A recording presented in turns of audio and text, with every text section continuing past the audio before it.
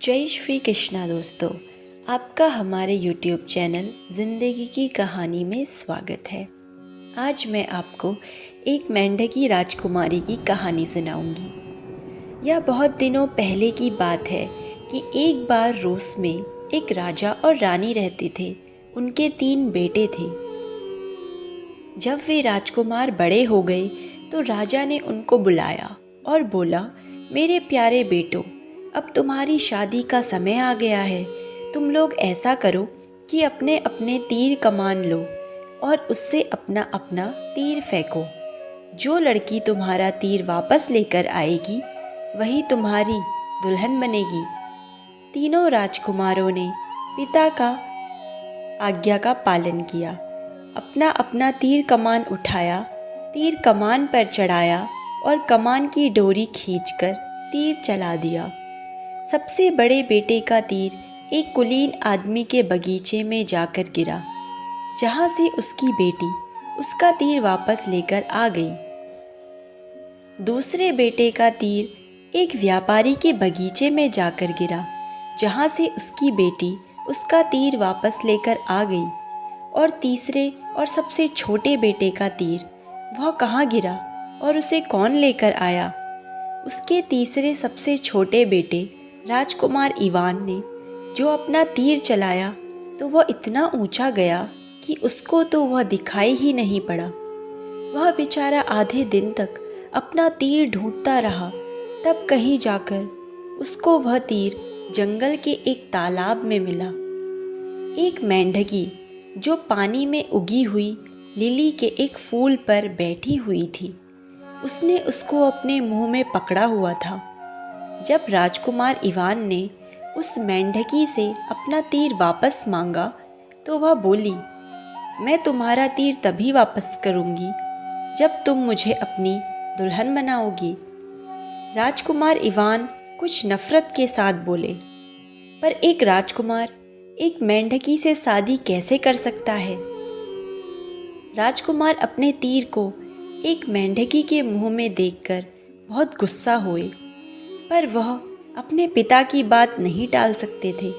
इसीलिए उसने उस मेंढकी को उठाया और उसको अपने महल ले गया। जब उसने राजा को अपनी कहानी सुनाई और उसको मेंढकी दिखाई तो राजा ने कहा, मेरे बेटे, अगर तुम्हारी किस्मत में एक मेंढकी से ही शादी करना लिखा है तो यही सही। सो उस रविवार को 3 शादियां हुई। बड़े बेटे की शादी एक कुलीन आदमी की बेटी से हुई, बीच वाले बेटे की शादी एक व्यापारी की बेटी से हुई और तीसरे सबसे छोटे बेटे इवान की शादी एक मेंढकी से हुई। कुछ समय बीत गया तो राजा ने अपने तीनों बेटों को फिर बुलाया और कहा, मेरे प्यारे बेटों, मैं यह देखना चाहता हूँ कि मेरे किस बेटे की पत्नी मेरे लिए सबसे अच्छी कमीज़ बना सकती है। तीनों बेटों ने पिता को सिर झुकाया और अपने अपने घर चले गए। दोनों बड़े बेटों को तो कोई चिंता नहीं थी, क्योंकि वे जानते थे कि उनकी पत्नियां को सिलाई आती है। पर सबसे छोटे वाला बेटा दुखी मन से अपने घर गया। उसको दुखी देखकर मेंढकी कूदती हुई उसके पास आई और टर्राई, ओ राजकुमार इवान, तुम्हारा यह इतना सुंदर सिर लटका हुआ क्यों है? इवान बोला, आज तो मुझे नीचा देखना पड़ेगा। राजा ने कहा है कि तुम उनके लिए सुबह तक एक कमीज सिल दो। मेंढकी बोली, अरे बस इतनी सी बात, तुम खाना खाओ और सो जाओ। सुबह तो शाम से हमेशा ही ज़्यादा खूबसूरत होती है। राजकुमार खाना खाकर सो गया। जैसे ही राजकुमार सो गया, मेंढकी दरवाजे से कूदकर बाहर चबूतरे पर निकल गई। उसने अपनी मेंढकी की खाल उतार दी। वह अब एक इतनी सुंदर राजकुमारी बन गई थी कि उसके बराबर की सुंदर राजकुमारी मिलना मुश्किल था। उसने ताली बजाई और बोली, ओ नौकरानियों, मेरी पुकार सुनो, एक कमीज सिलो जैसी मेरे पिता पहनते थे। बस रात भर में कमीज तैयार थी। सुबह जब राजकुमार इवान जागा तो वह मेंढकी मेज पर बैठी थी। उसके हाथ में एक कड़े हुए कपड़े में लिपटी हुई एक कमीज थी। राजकुमार तो उसको देखकर बहुत खुश हो गया। उसको लेकर वह तुरंत ही राजा के पास गया। राजा उस समय अपने बड़े बेटों की लाई हुई कमीज़ें देख रहा था। उसके पहले बेटे ने उसके सामने अपनी लाई कमीज़ फैलाकर दिखाई। राजा ने उस कमीज को उठाया और बोला, यह कमीज़ तो एक किसान के पहनने लायक भी नहीं है। फिर उसके दूसरे बेटे ने अपनी लाई हुई कमीज़ राजा के सामने फैलाई तो राजा उसको देखकर नाक भौं सिकोड़कर बोला, अरे इस कमीज को तो कोई बर्तन बनाने वाला भी नहीं पहनेगा। अब इवान की बारी आई तो उसने भी अपनी लाई कमीज़ राजा के सामने फैलाई। उसकी कमीज़ तो बहुत ही सुंदर सोने और चांदी के तारों से कड़ी हुई थी। उसको देखते ही राजा का दिल खुश हो गया और उसकी आंखों में चमक आ गई। वह बोला, यह कमीज़ है राजा के पहनने लायक। कमीज़ों को दिखाकर तीनों राजकुमार अपने घर चले गए। दोनों बड़े वाले बेटे बुड़बुड़ाते चले जा रहे थे। हम लोग इवान की पत्नी की बेकार में ही हंसी उड़ा रहे थे। लगता है कि वह ज़रूर ही कोई जादूगरनी है। फिर कुछ समय और बीत गया। राजा ने अपने तीनों बेटों को एक बार फिर बुलाया और कहा, मेरे प्यारे बेटों, तुम्हारी पत्नियों को अब की बार मेरे लिए सुबह तक एक डबल रोटी बनानी है। देखते हैं कि तीनों में से सबसे अच्छी रोटी कौन बनाता है। इस बार फिर राजकुमार इवान महल से बहुत दुखी होकर चला। जब वह अपने घर आया तो उसकी मेंढकी पत्नी ने पूछा, ओ राजकुमार इवान, तुम्हारा यह इतना सुंदर सिर लटका हुआ क्यों है? उसने उसको राजा का हुक्म सुनाया तो वह बोली, अरे बस इतनी सी बात, तुम खाना खाओ और सो जाओ। सुबह तो शाम से हमेशा ही ज़्यादा खूबसूरत होती है। इस बीच दोनों बड़े बेटों ने शाही रसोई घर से एक बुढ़िया को बुलावा भेजा और यह देखने के लिए उसको इवान के घर भेजा कि देख कर आओ वह मेंढकी खाना कैसे बनाती है। पर मेंढकी ने भी यह भांप लिया कि उन दोनों के मन में क्या था। उसने थोड़ा सा आटा बनाया, उसको बेला और सीधे आग में डाल दिया। वह बुढ़िया यह खबर देखने के लिए जल्दी से सीधी उन दोनों भाइयों के पास आई तो उन दोनों भाइयों की पत्नियों ने भी ऐसा ही किया जैसा मेंढकी ने किया था। पर जैसे ही वह बुढ़िया वहाँ से चली गई, मेंढकी कूदकर दरवाजे के बाहर चबूतरे पर गई और अपनी मेंढकी की खाल उतार दी। वह अब एक इतनी सुंदर राजकुमारी बन गई थी कि उसके बराबर सुंदर राजकुमारी मिलना मुश्किल था। उसने फिर ताली बजाई और बोली, ओ नौकरानियों, इतनी मीठी डबल रोटी बनाओ जैसी मेरे पिता खाते थे। अगली सुबह जब राजकुमार इवान जागा तो एक सफ़ेद कपड़े में लिपटी हुई एक करारी सी डबल रोटी देखकर बहुत खुश हो गया। वह उसको अपने पिता के पास ले गया। वहाँ उसका पिता उसके भाइयों की लाई डबल रोटियाँ देख रहा था। सबसे पहले उसने अपने सबसे बड़े बेटे के घर की बनी हुई डबल रोटी देखी। उसकी डबल रोटी चूल्हे की आग से बिल्कुल काली हो गई थी और उसमें गुठलियाँ पड़ गई थी।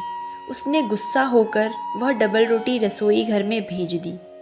फिर उसने अपने दूसरे बेटे की डबल रोटी देखी तो वह भी आग से जलकर काली हो गई थी और उसमें भी गुठलियाँ पड़ गई थी। वह डबल रोटी भी उसने रसोई घर में भिजवा दी। पर जब इवान ने अपनी डबल रोटी राजा को दी तो राजा उसको देखकर बहुत खुश हो गया और उसके मुंह से निकला, यह है डबल रोटी जो शाही खाने की मेज की शान बढ़ाती है।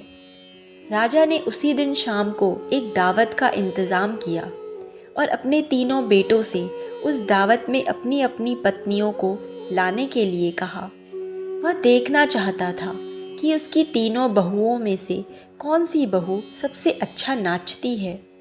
एक बार फिर इवान महल में बहुत दुखी होकर चला गया। वह सोचता जा रहा था कि आज तो वह गया। वह मेंढकी बेचारी कैसे नाचेगी। जब वह अपने घर आया तो उसने मेंढकी पत्नी ने पूछा, ओ राजकुमार इवान, तुम्हारा यह इतना सुंदर सिर लटका हुआ क्यों है? उसने उसको राजा का हुक्म सुना दिया तो वह बोली, अरे बस इतनी सी बात, तुम दुखी क्यों हो? तुम शाम को ऐसा करना, अकेले ही जाना, मैं तुम्हारे बाद में आऊँगी। जब तुम्हें बिजली की कड़क की आवाज़ सुनाई दे तो अपने मेहमानों से कहना कि तुम्हारी पत्नी अपनी गाड़ी में आ रही है। सो राजकुमार इवान उस दावत में अकेले ही चला गया, जबकि उसके दोनों भाई अपनी पत्नियों के साथ आए थे। उनकी पत्नियों ने अपने सबसे अच्छे कपड़े और गहने पहन रखे थे। राजा और रानी, उनके बेटे और उनकी पत्नियां और सब कुलीन मेहमान खाना खाने बैठे। अचानक बाहर बिजली कड़की और सारा महल हिल गया। सब लोग घबरा गए। इवान ने सब लोगों को शांत किया। घबराओ नहीं, यह मेरी पत्नी है जो अपनी गाड़ी में आ रही है। तभी उसकी पत्नी अंदर आई। वह एक बहुत ही सुंदर राजकुमारी थी। वह नीले रंग का गाउन पहनी थी जिस पर चांदी के सितारे जड़े हुए थे और उसके सुनहरे बालों में आधा चांद सजा हुआ था। उसकी सुंदरता को शब्दों में बखान नहीं किया जा सकता। राजकुमार इवान इसको देखकर बहुत खुश हो गया और वहाँ बैठे मेहमान भी उसको और उसके बढ़िया कपड़ों और गहनों को ही देखे जा रहे थे। लोगों ने खाना खाना शुरू किया तो बड़े भाइयों की पत्नियों ने देखा कि मेंढकी राजकुमारी ने भुने हुए हंस की हड्डियाँ अपनी दाई आस्तीन में छिपा ली और बची हुई शराब उसने बाई आस्तीन में छिपा ली। वे उसको देखती रही। हड्डियाँ एक आस्तीन में, शराब की कुछ बूंदें दूसरी आस्तीन में। जब खाना खत्म हो गया तो राजा ने नाच शुरू करने का हुक्म दिया। मेंढकी राजकुमारी ने नाचना शुरू किया। वह घूम घूम कर नाचती रही और मेहमान लोग पीछे हटकर उसका नाच देखते रहे। जब उसने अपनी बाईं आस्तीन हिलाई तो उसमें से एक चमकती हुई झील निकल पड़ी और जब उसने अपनी दाईं आस्तीन हिलाई तो उसमें से कई हंस निकलकर उस झील में तैरने लगे। यह देखकर वहाँ बैठे सारे कुलीन मेहमानों को बड़ा आश्चर्य हुआ। उसके बाद दोनों बड़े भाइयों की पत्नियों ने नाचना शुरू किया। जब उन्होंने अपना एक हाथ हिलाया तो उनकी भीगी हुई आस्तीन राजा के लाल चेहरे पर जाकर लगी और जब दूसरा हाथ हिलाया तो दूसरी आस्तीन से हड्डियां निकलकर राजा की आंख में जा पड़ी। यह देखकर राजा बहुत नाराज हुआ और नाच छोड़कर चला गया। पर इस बीच राजकुमार इवान यह देखकर बहुत खुश हुआ कि उसकी पत्नी एक बहुत ही अक्लमंद और सुंदर राजकुमारी है। पर उसको डर भी लगा कि उसकी पत्नी कहीं फिर से मेंढकी में न बदल जाए। सो वह महल से चुपचाप खिसक लिया और घर चला गया। वहाँ उसने उसको मेंढक वाली खाल उठाकर आग में डाल दी। जब उसकी पत्नी वापस आई तो उसको घर में अपनी खाल नहीं मिली।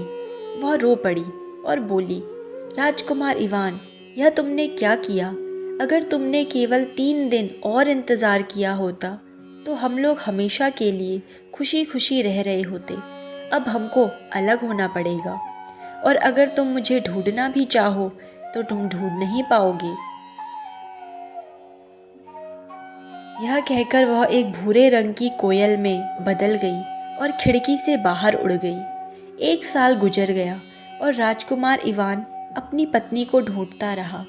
जब दूसरा साल शुरू हुआ तो उसने अपने पिता से आशीर्वाद लिया और अपनी पत्नी को ढूंढने चल दिया।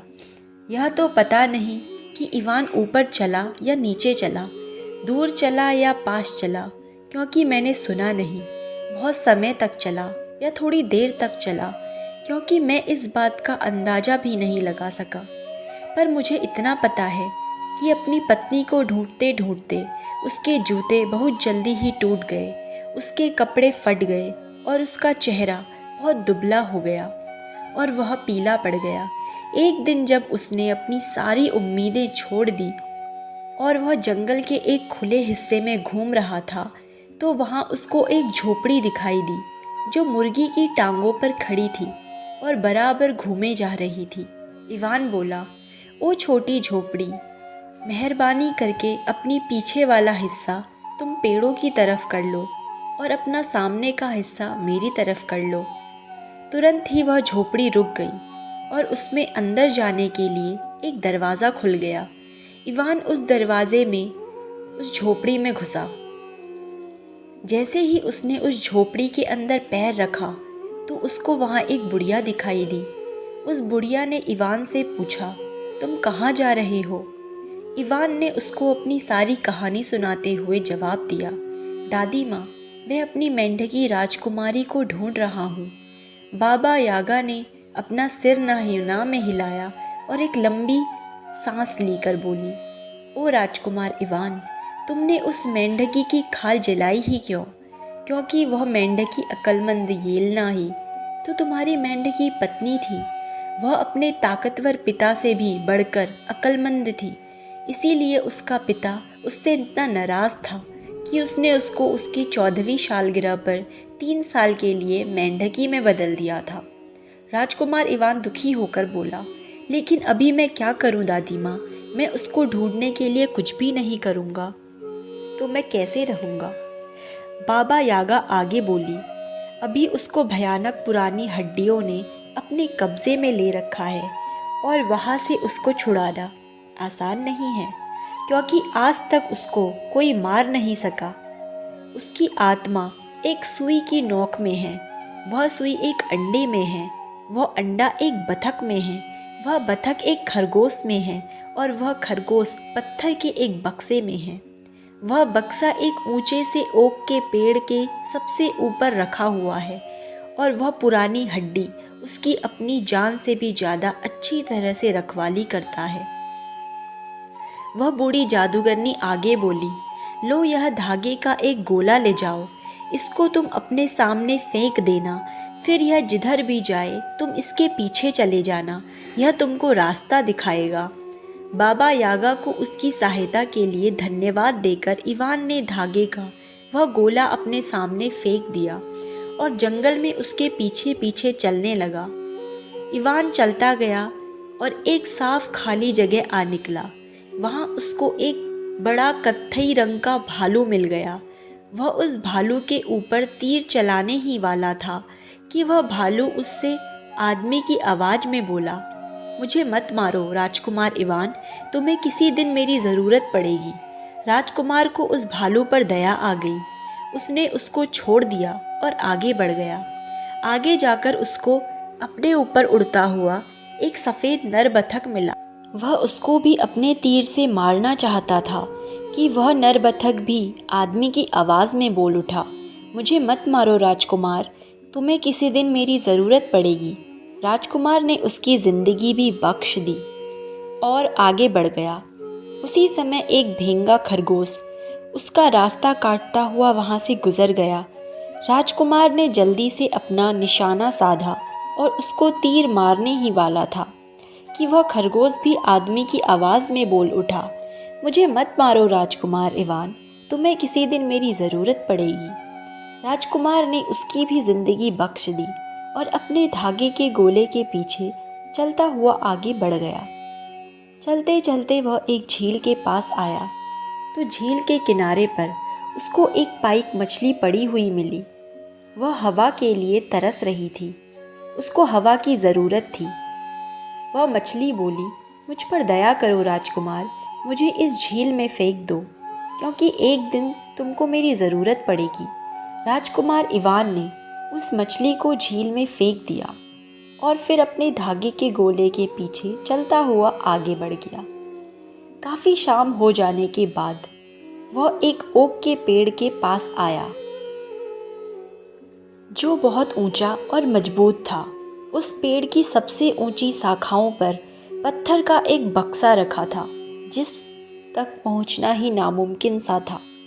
इवान अभी यह सोच ही रहा था कि वह उस बक्से को नीचे कैसे लेकर आए कि कहीं से वही कत्थई भालू वहां आ गया। उसने अपने मजबूत हाथों से उस पेड़ का तना पकड़कर उसको जड़ से उखाड़ लिया। उसके ऊपर रखा बक्सा नीचे गिरकर टूट गया और उसमें से एक खरगोश निकलकर तेजी से भाग गया। तभी वह भेंगा खरगोश वहाँ आ गया। उसने उसको पीछा किया और उसको पकड़कर फाड़ डाला। जैसे ही उस भेंगे खरगोश ने उस खरगोश को फाड़ा, उसमें से एक बतख निकलकर ऊपर आसमान में उड़ गई।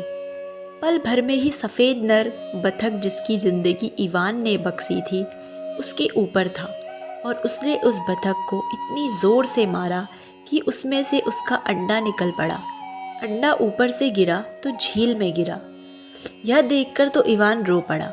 उस झील में अब वह इस अंडे को कैसे ढूंढेगा, पर उसकी खुशी का ठिकाना न रहा जब उसने देखा कि पाइक मछली उस अंडे को लिए किनारे पर तैरती चली आ रही है। राजकुमार ने तुरंत ही उस अंडे को तोड़ा और उसमें सुई को ढूंढा। उसमें से सुई निकालकर उसने उसको मोड़ना शुरू किया। जितना ज़्यादा वह राजकुमार उस सुई को मोड़ता, वह भयानक पुरानी हड्डियां भी अपने काले पत्थर के महल में बैठा उतना ही ज़्यादा ऐंठता और बल खाता जाता था। आखिर उसने वह सुई तोड़ दी और उस सुई के टूटते ही वह भयानक पुरानी हड्डियां भी मर गई।